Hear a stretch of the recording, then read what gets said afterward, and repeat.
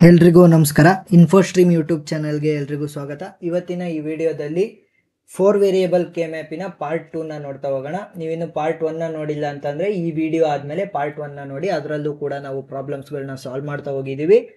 ಅದನ್ನು ಕೂಡ ಮಾಡಿದ್ರೆ ನೀವು ಎಕ್ಸಾಮಲ್ಲಿ ಚೆನ್ನಾಗಿ ಮಾಡ್ತಾ ಹೋಗ್ಬೋದು. ಸೊ ಫಸ್ಟ್ ಕ್ವಶನ್ ಏನಂತ ಇದೆ, 4, 5, 6, 9, 13, 14 ಇಷ್ಟನ್ನು ಇನ್ಸರ್ಟ್ ಮಾಡಬೇಕು. ಸೊ ಹೇಗೆ ಇನ್ಸರ್ಟ್ ಮಾಡ್ತೀನಿ, A B next C D. So ಹೇಗೆ 0 0 0 1 1 0 1 1 0 0 0 1 1 0 1 1. ನೆಕ್ಸ್ಟ್ ಇಂಡೆಕ್ಸಿಂಗ್ ಮಾಡಬೇಕು. 0 1 2 3 4 5 6 7 8 9 10 11 12 13 14 15. ಸೊ ನೋಡಿ 0 1 ಆದಮೇಲೆ 1 0 ಬಂತು. ಸೊ ಅದಕ್ಕೆ ನಾನೇನು ಮಾಡಿದೆ, ಇಲ್ಲಿ 7 ಆದ ತಕ್ಷಣ 8ನ್ನು ಇಲ್ಲಿಗೆ ಬರೆದಿದ್ದೀನಿ. ಅಷ್ಟನ್ನು ನೆನ್ಪಿಟ್ಕೊಳ್ಳಿ. ನೆಕ್ಸ್ಟ್ ಇವಾಗ ನಮಗೆ ಕೊಟ್ಟಿರುವಂತಹ ವ್ಯಾಲ್ಯೂಗಳು ಯಾವ್ಯಾವು, 4 5 6 9 4 5 6 9 13 14 ಇಷ್ಟರದ್ದು ನಾನು ಗುಂಪನ್ನು ಮಾಡಬೇಕು. ಸೊ ನಾನು ಇವಾಗ ಫಸ್ಟ್ ಏನು ಮಾಡಬೇಕು ಅಂತಂದರೆ ನೋಡಬೇಕು, ನಾನು ಎಲ್ಲಾದ್ರೂ 4 ವ್ಯಾಲ್ಯೂಗಳನ್ನು ಒಂದು ಗುಂಪು ಮಾಡ್ಬೋದಾ.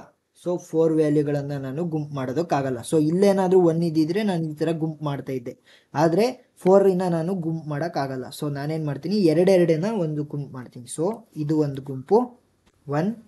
ನೆಕ್ಸ್ಟ್ ಇವೆರಡನ್ನು ಒಂದು ಗುಂಪು ಮಾಡ್ತೀನಿ, ಇವೆರಡನ್ನು ಒಂದು ಗುಂಪು ಮಾಡ್ತೀನಿ. ಇವೆರಡನ್ನೂ ಕೂಡ ಒಂದು ಗುಂಪು ಮಾಡ್ಬೋದು, ಆದರೆ ಏನು ಮಾಡಬೇಕು ಅಂದರೆ ನಮಗೆ ಮಿನಿಮಮ್ ನಂಬರ್ಸ್ ಇರಬೇಕು. ಗ್ರೂಪಿಂಗ್ ಕೂಡ ಮಿನಿಮಮ್ ನಂಬರ್ಸ್ ಇರಬೇಕು. Grouping must be minimum, group members must be maximum.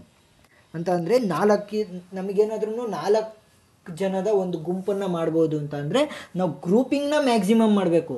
ಆದರೆ ಗ್ರೂಪ್ ಮೆಂಬರ್ಸ್ನ ಮ್ಯಾಕ್ಸಿಮಮ್ ಇರೋವಂಥದ್ದು ಒಂದು ಗುಂಪನ್ನು ಮಾಡ್ತಾ ಹೋಗ್ಬೇಕು. ಯಾಕಂತಂದರೆ ನಾವು ಸರ್ಕ್ಯೂಟ್ ಡಯಾಗ್ರಾಮ್ ಬಿಡಿಸ್ಬೇಕಾದ್ರೆ ಈಕ್ವೇಷನನ್ನು ನಾನು ಲೆಸ್ ಮಾಡ್ತಾ ಹೋಗ್ಬೇಕಾಗುತ್ತೆ. ಅದಕ್ಕೋಸ್ಕರ ಅದೇ ಗ್ರೂಪನ್ನು ಮಾಡಬೇಕಾದ್ರೆ ಮಿನಿಮಮ್ ಮಾಡಬೇಕು. ಸೊ ಇವಾಗ ಏನು ಮಾಡೋಣ, ಇದಕ್ಕೆ ಈಕ್ವೇಷನ್ನ ಬರೆಯೋತಾ ಹೋಗೋಣ.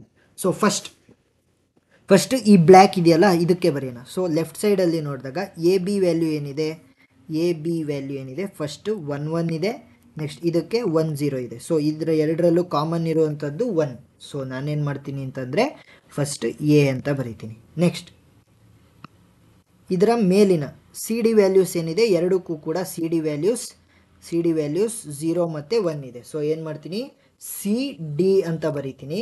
ಆದರೆ ಸಿನ ವ್ಯಾಲ್ಯೂ 0 ಇರೋದ್ರಿಂದ ಬಾರ್. ನೆಕ್ಸ್ಟ್ ಡಿ ವ್ಯಾಲ್ಯೂ 1 ಇದೆ, ಹಾಗೆ ಬರೀತೀನಿ. ನೆಕ್ಸ್ಟ್ ಇದಾಯಿತು. ನೆಕ್ಸ್ಟ್ ಇದನ್ನು ಬರೀತಾ ಹೋಗೋಣ. ಸೊ ಈ 1ಗೆ ಮತ್ತು ಈ 1ಗೆ ಎರಡಕ್ಕೂ ಕೂಡ ಎ ಬಿ ವ್ಯಾಲ್ಯೂ ಏನು, 0 ಮತ್ತು 1. ಸೊ ನಾನೇನು ಮಾಡ್ತೀನಿ, ಡೈರೆಕ್ಟಾಗಿ ಬರೀತೀನಿ ಎ ಬಿ. ಸೊ ಎನ ವ್ಯಾಲ್ಯೂ 0 ಇರೋದ್ರಿಂದ ಎ ಬಾರ್.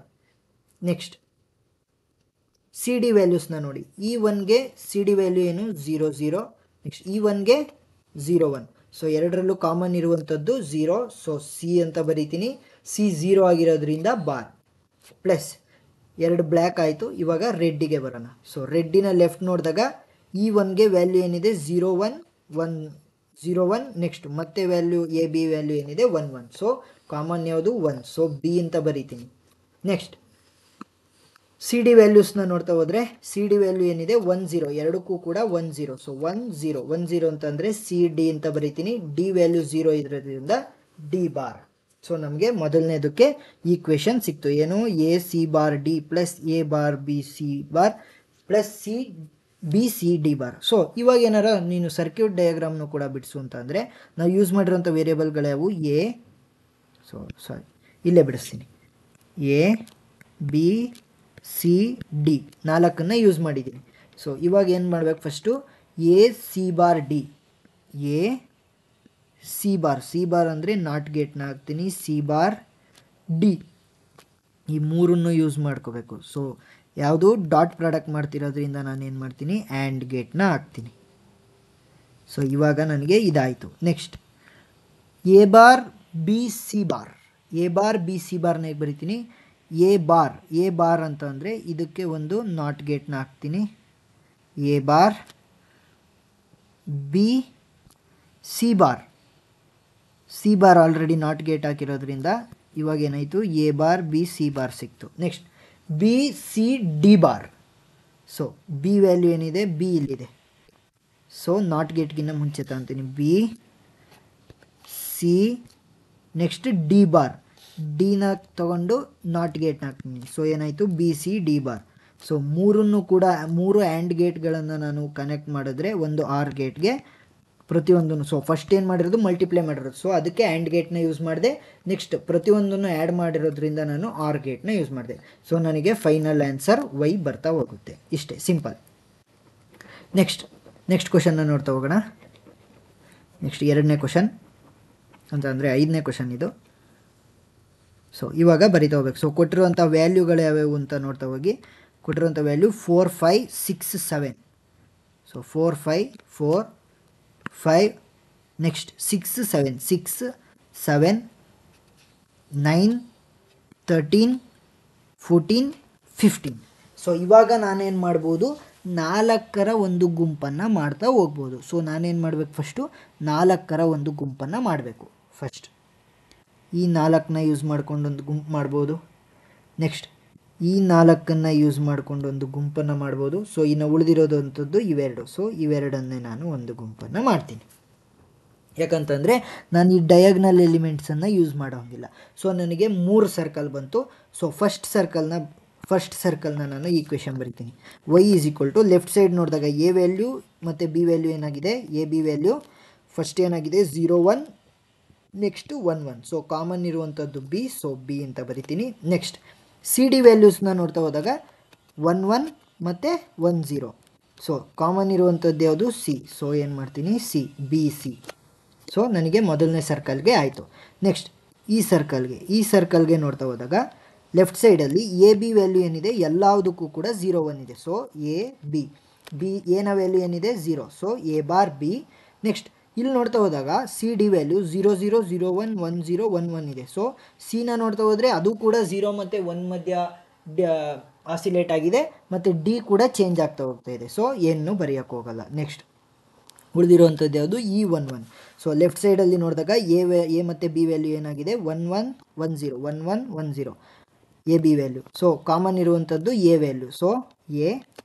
ನೆಕ್ಸ್ಟ್ ಇಲ್ಲಿ ಮೇಲೆ ನೋಡ್ತಾ ಹೋದರೆ ಯಾವುದು, ಎರಡಕ್ಕೂ ಕೂಡ ಕಾಮನ್ ಸಿ ಡಿ ವ್ಯಾಲ್ಯೂಸ್ ಯಾವುದು 0 1. So C D. ಸೊ ಸಿನ ವ್ಯಾಲ್ಯೂ 0 ಆಗಿರೋದ್ರಿಂದ ಬಾರ್. ಸೊ ಈಕ್ವೇಷನ್ ಏನು ಬಂತು, B C plus A bar B plus A C bar D. Next 3ನೇ ಕ್ವಶನ್ ನೋಡ್ತಾ ಹೋಗೋಣ. ಸರ್ಕ್ಯೂಟ್ ಡಯಾಗ್ರಾಮ್ ಆರಾಮಾಗಿ ಬರಿಬೋದು. ನೀವು ಗ್ರೂಪಿಂಗ್ ಮಾಡೋದನ್ನ ಕಲಿತು ಈಕ್ವೇಷನ್ನ ಬರೆದ್ರೆ ಈಸಿಯಾಗಿ ಬರಿತಾ ಹೋಗ್ಬೋದು. ನೆಕ್ಸ್ಟ್